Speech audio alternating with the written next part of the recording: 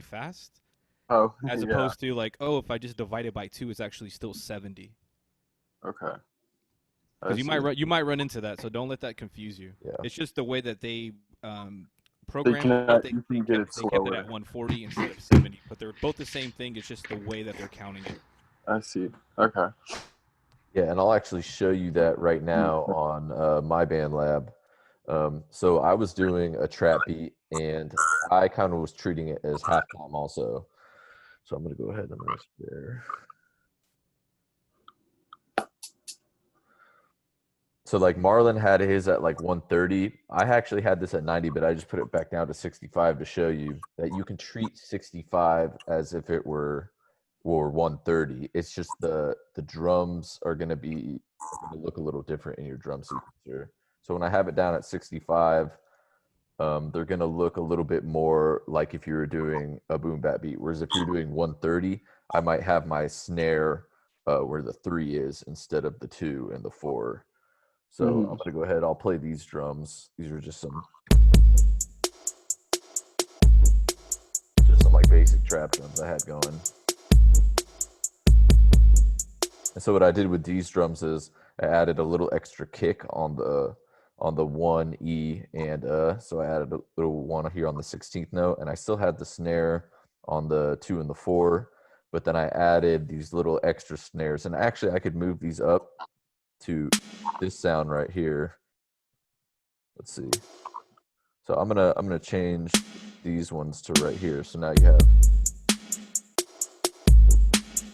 So I made it like I made these two on the 2 and the 4 the snare, and then these ones right here are kind of just like rhythmic drums that kind of add some like swing to the beat. Mhm. And these are like just little percussion instruments. It's kind of like a snare, but it's more of a perk. So it's kind of like instead of hitting directly on top of the snare drum, it would be kind of hitting on the side of the snare drum. And so after I had that going, I just had all the hi-hats on the 16th notes. And then I came down here. And so in BandLab, there's two ways that you can do melodies. You can do them by playing the melody or doing it kind of by hand, or there's also loop packs um, that you can drag and drop into your sequencer down here. And you can use loop packs that are inside of BandLab, but if you find your own loop packs, like let's say on Splice or like um, just a loop like a loop audio website, we can link some to you. You can actually drag and drop those audio files into BandLab and use them in here too. Okay. But the cool part about the audio loops here is that when you drag and drop them, it will automatically, I think, adjust them to the tempo of your song. Whereas you might have to adjust the tempo yourself with the other ones or match the project file to like loops that are outside of BandLab. But for this melody, I actually kind of just drew this in by hand. I'll show it to you really quickly before I even play it. So here, just like the drums, I laid them all out on 16th notes. And this is kind of what we call an arpeggio. And so it's kind of like a series of 16th notes that kind of goes up and down, and bounces around. And I created this instrument track by just coming up here to add track. And instead of doing the drum machine, I did instrument. Mhm. And then uh, by default, it'll do piano and grand piano. But up here, I selected synth keys instead of the piano, and then I use this little sawtooth harp. And for when you're doing melodies, I would generally start with like 3 or 4 notes, and you want to try and play them rhythmically and how they would make sense with your drums. A lot of times I actually do melodies first, and so I have an idea of kind of what I want the melody to do in my mind. But in this case, I actually did the drums first, and then I was like, I think it would sound cool if I did a series of 16th notes. And you could start with like quarter notes instead. So I'll go ahead and I'll play this, and then I'll show you kind of like my idea behind it. It was just like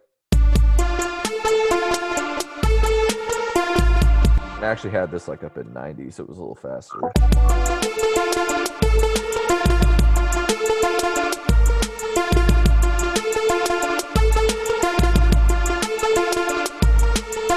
But if I slow it down, you can kind of hear it a little bit better. So it's just like, Goes like, Crazy. what was that? So this beat is nuts.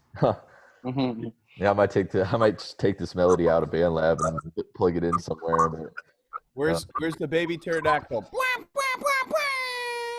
all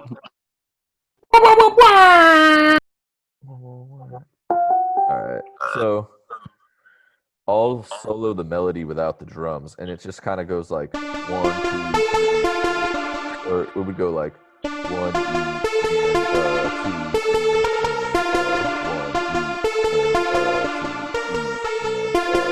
So I kind of thought of this melody as if I were doing like the 16th notes. So these all literally match these drums right here. All of these. Each time one of those notes hits, it's hitting one of these 16th notes right here. Now, if I wanted to not maybe start as like a fast arpeggio like that, I might do something where it's more like, I could just start with 8th notes instead. And I'll delete some of these. And then kind of jump from there.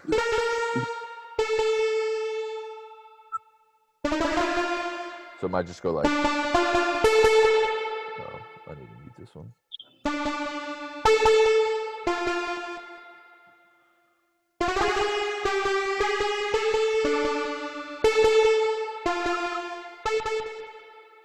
Maybe bring this one up. So it's kind of just doing it by ear too. This one I kind of just did by ear, and I didn't necessarily stick to a key, but I'll talk about key in a second. So That's the Crazy Frogs key.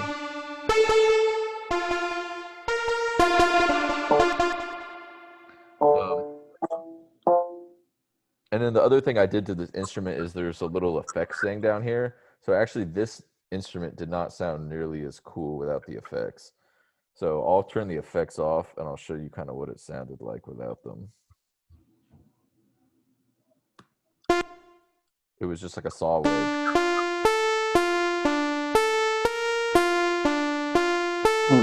And that doesn't sound as cool, but then I added this vintage spring reverb to add some space to it.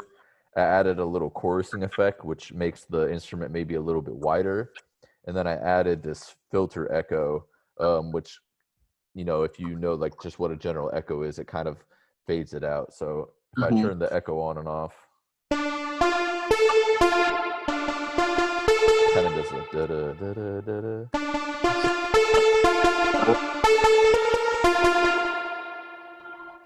Brian, can I just ask a really quick question to you and Gons and Marlon? You're definitely adding effects. I was having a discussion with Hermano Scano yesterday, and would this be considered sound design, or is sound design a little bit different? No, I think it would be to whatever like level you're going to go for.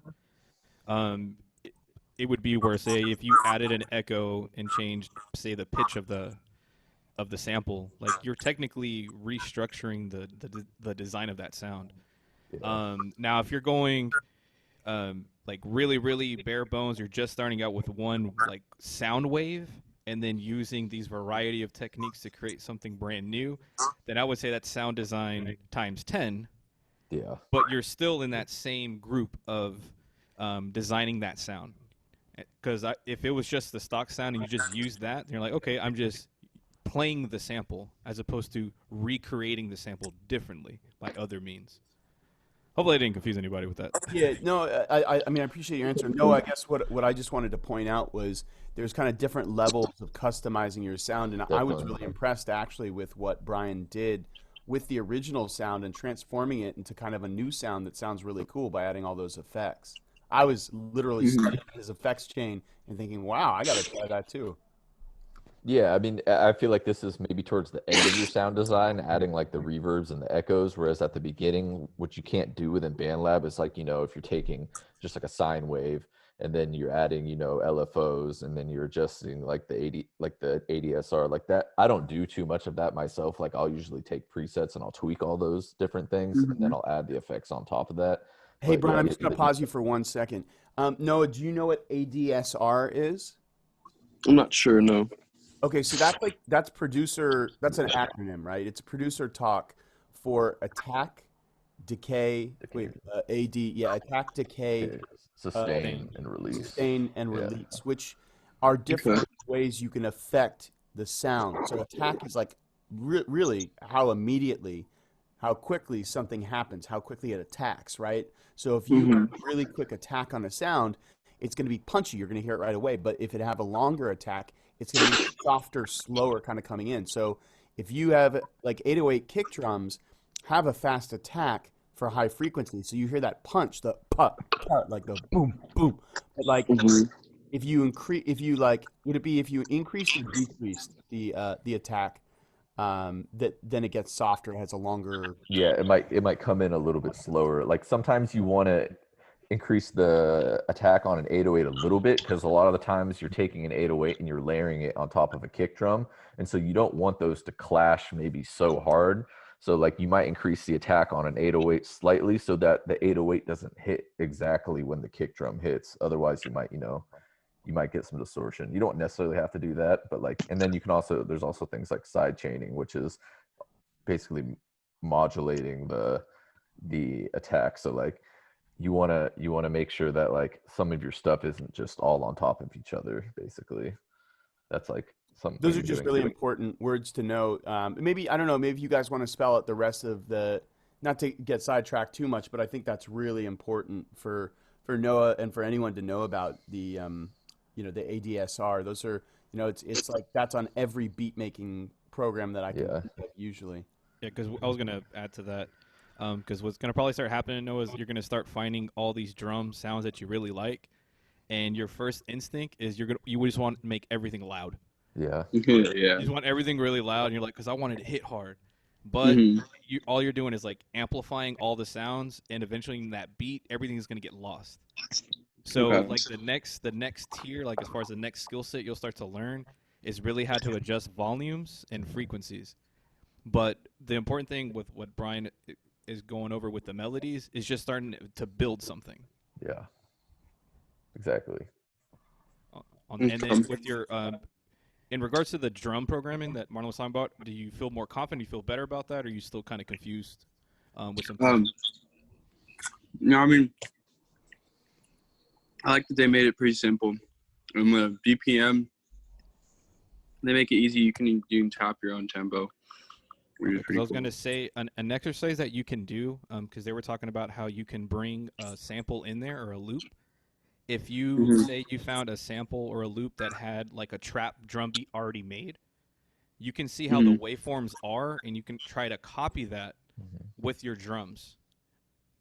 Like if you heard on the sample, it goes, kick, snare, and little hi-hats. You can try to like emulate how that looks on there too. So it's really good practice taking like different trap loops if that's kind of the style you're going for, and just seeing like how they program it. Yeah. Exactly. Something that can really help you with composing melodies. Actually, that BandLab has a cool feature that Ableton has as well, as I can come in here and I can select a key.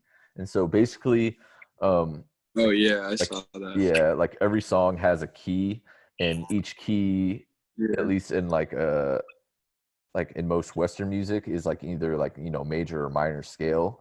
Those are like the two that I would start and focus on. So like if I came over here to like C sharp minor scale, what this is going to do is it's going to only give me all the notes within that scale. So this is kind of like a little workaround, like, because I mean, I'm trying to learn piano and get better at it, but like I'm still not great at it. And so if I take something and I can just hit my keyboard and play just all the notes in that scale, what that's going to do is it's just every note that I hit one after the other, it's going to sound like relatively good.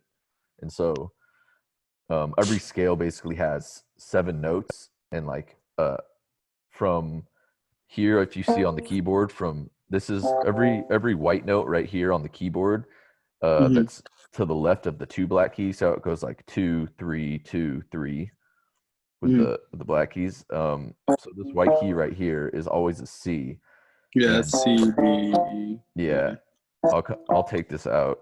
And so from C to C is an octave. And then in between those 2 C's, we have like 12 notes. So it goes C, C sharp, and it labels it for you so you can see C. Yeah. Mhm.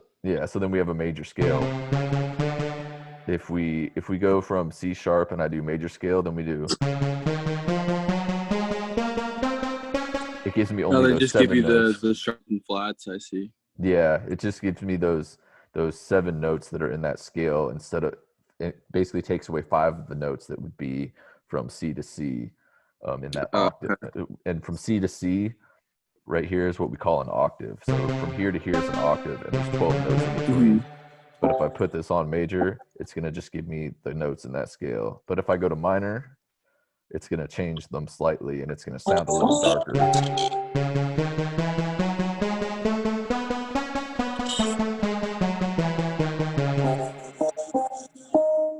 I see. Yeah. So if you want to make you in minor scale, I see. Yeah, if you want to do something that's like maybe a little darker vibe, I would do like a minor scale, and then like major scales are a little brighter.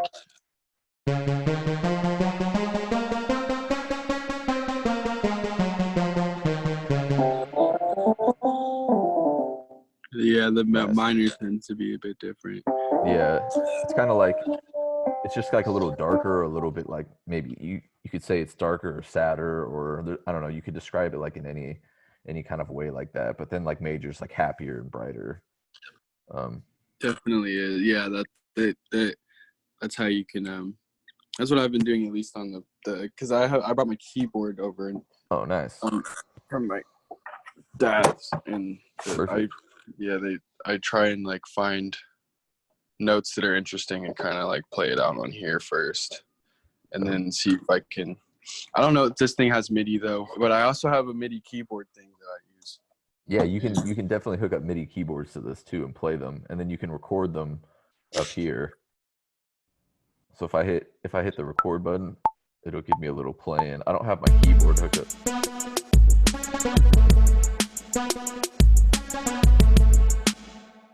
Then it'll record it. It draws it in for you. Yeah. And when you're recording stuff, another thing that you can do is see how like the notes didn't exactly hit like where I wanted them to, maybe. Mm-hmm. Like this one started a little late. Looks like there's a little delay in my recording. So then I can come over here and I can select them all like this, or I can Command A or Control A. And I can hit this little feature over here that says quantize. Right? Yeah, boom, and it'll snap all my stuff in. Didn't look like it snapped exactly where I want them to. Maybe I'll try and do it by. See what happens if I do it by 8 notes. Oh, there you go. Yeah, there we go. Boom. Nice. You can. Yeah, and you can also pencil them in like this too. That's the MIDI editor, yeah. Yeah.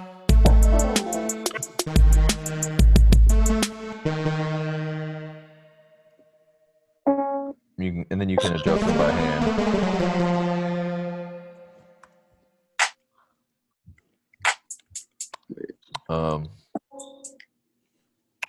And then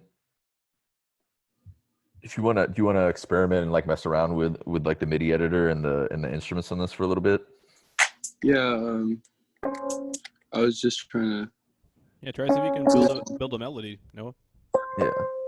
Okay. Well, let me try and draw in notes. There we go. Kind of difficult. There we go. I have to double tap it. What else can I?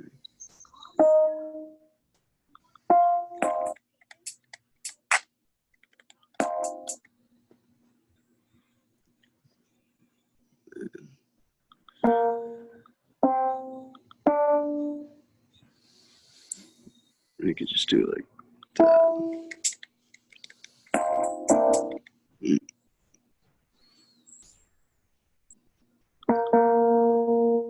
Oh, I see. Nice.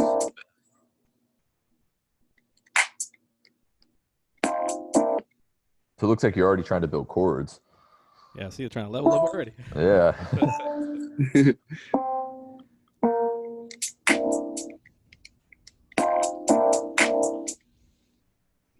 Making It's already Disney. sounding nice.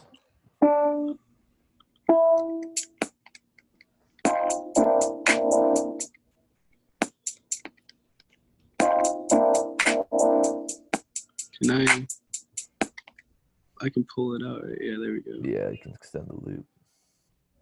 And then, oops, Jesus, take me all over. That's one thing that there. Okay, I want to see if I can copy those, and then can you just loop this? Yeah, so there's a little, do you see this little red bar up here Oh yeah. on top? Yeah, so you want to make sure it's lit up, and then you can drag it to where you want the melody to loop. I'm not sure why mine's not snapping into place. Oops. Maybe you can. Oh, okay, I see. I can have it like that.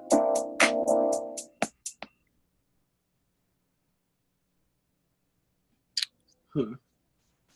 I wonder if I can get.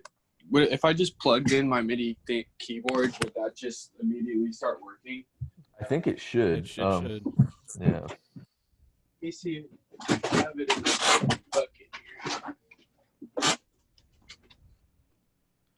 Is this it?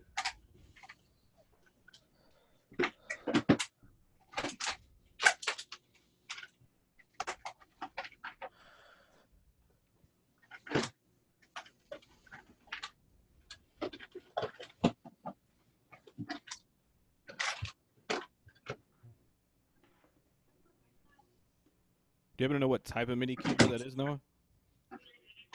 I can't find the cord for my MIDI keyboard. Gotcha.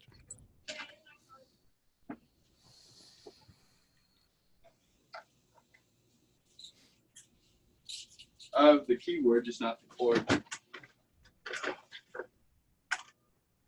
Is it the USB type? Yeah, it's like USB, and then I'm not sure which way the camera. Okay. Yeah, it's this. Okay. And it has Okay. that plug. That's usually like a standard USB cable. You might have a cable like that just kind of lying around, possibly. Yeah. Yeah, that's why I'm looking. Yeah, I have another box I can look through. Okay.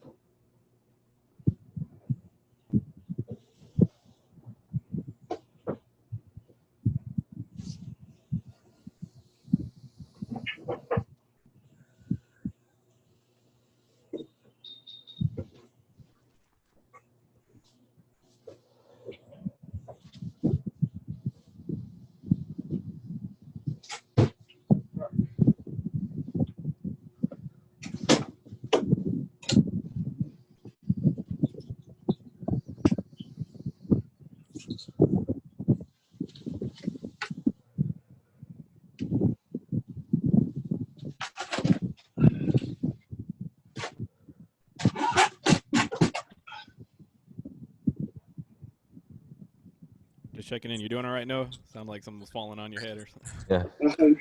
Okay. No, I'm trying to move some stuff. I guess I can't find it. Yeah, So it's- if anything, if you are having, if you kind of stuck with the chords themselves, you could just go with single note melodies just to build Yeah. off of that as well too.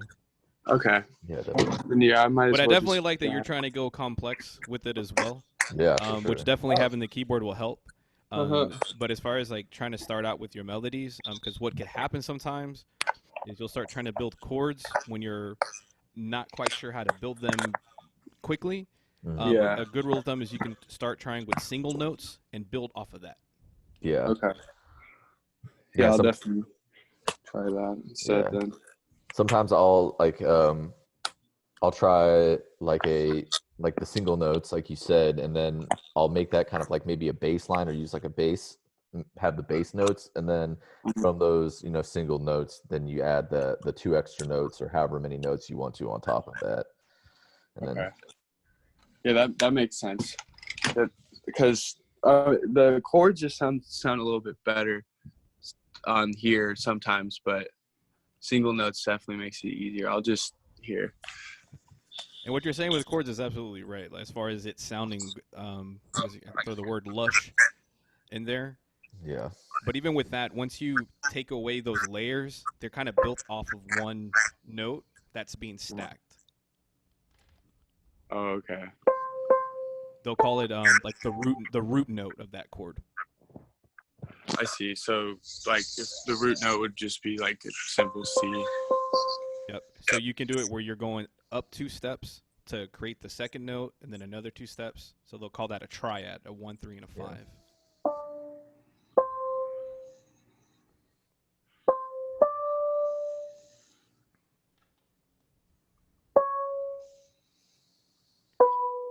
And were you able to figure out how to loop just that little portion? Because I know you were like kind of having some trouble with that. I did actually. I think I tried to do. I think it was like C, and I think I can just you can just paste it again, like over here.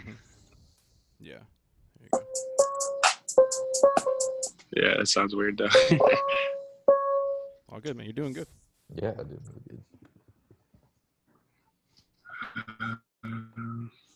And the great part about all these instruments too is that they're MIDI notes and MIDI instruments. So you don't always have to be set in the exact sound that you want to use. You can always create your melody and then experiment with different sounds that'll go along with that melody. So you could change the instrument after the fact. Yeah. So don't feel like you're gonna have 10 songs so- of just piano beats all the time. Yeah, that piano could be anything. But definitely, Yeah. All right. use. I would definitely recommend starting with the piano so that you can clearly hear the notes that are happening. Yeah, So that later on, when you say you throw in like an 808 bass to replace the piano, you have a good reference. Because sometimes you'll just start with an 808 bass, start putting notes in, and since that sound is so on a low end, things tend to sound really good up until you start adding new notes and things start Definitely. to sound off key. And you're like, well, wait a second, my 808 was hitting really hard and the bass sounded really good, but all my notes on top don't make sense with it. yeah, Yeah. Okay. You know? I've run into that problem before. Guys, we all do it. yeah. I've tried to do bass lines with like an 808 or a bass, and then I'll think, oh, it sounded really good, and then I'll like double check it with the piano. I'll be like, oh, Right. some of those notes are flat or sharp. Yeah. Or the other thing too, if you're gonna use the 808 as a reference, how Brian was talking about changing the octave, just move the octave up 1 or 2. Yeah. Move that up so it'll sound higher in pitch, just to make sure the notes Okay. are right, and then bring it down. Definitely. That's another way you can do it also. Okay. But experiment with anything. Wait. It's kind of like the fun thing about this is kind of like you're in your dojo. You just train and you try different stuff out. Yeah. Yeah, I like the tools to make it a little bit easier too, though. Absolutely. Sure. Here, wait, hold on. Let me grab something from my mom real quick. See if I can get this working. Okay. I have that newer MacBook Air that doesn't have a USB. Oh, you need port. the dongle. The dongle. Yeah, the dongle.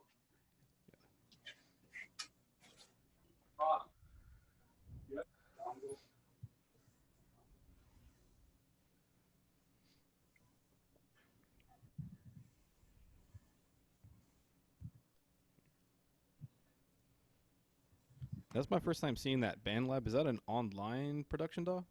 It is? Okay. Yeah. Good. Yeah, you can only use it through the Chrome browser. Gotcha. Okay. Yeah. Cool. I'm on the Chrome team. Ah, there you go. Let me try to get that right now, actually. There we go.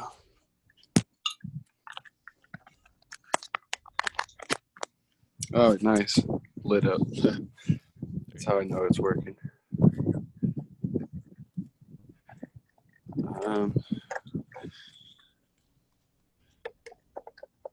Do I have to kind of sign it in to get it to work? Let me take a look. Click on an instrument. Here, let me share my screen again real quick. Okay. Click on like any of your instruments, and then down here it should say MIDI device under instrument, and then MIDI. you might have one to select. I don't have one selected that says no MIDI device, but you might have one that pops up. It might say like MPK Mini on there. Yeah. It says no device. So it might be you have to exit out the program and open it back up because you already had it open and then you just plugged it in. Okay. And then if it still does it, then we just might have to check a setting in the DAW to see if it recognizes it from the jump. Still doesn't recognize it. You exit out of the program and opened it back up? Yeah. You did? Okay. Yeah.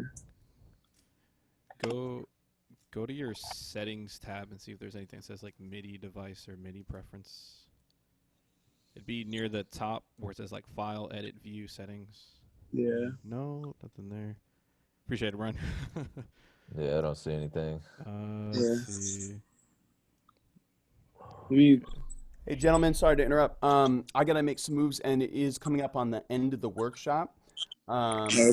But yeah, if you guys just want to wrap up in the next couple minutes, and Yeah. Noah, we have some more workshops coming up in about a month's time. Definitely let us know if you're interested in continuing to do if you want to do private lessons or anything like that. Certainly let us know. But I want to thank everyone who participated today.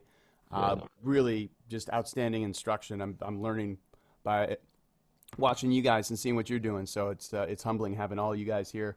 And Noah, thanks for joining us. Yeah, no problem. Yeah, I get a lot out of doing this. It's fun. I was Thank going you. to add for Noah as far as some things to kind of work on up until the next time is just to give yourself some goals is make, 2 or 3 just different trap drum beats, 3 different styles. Yeah.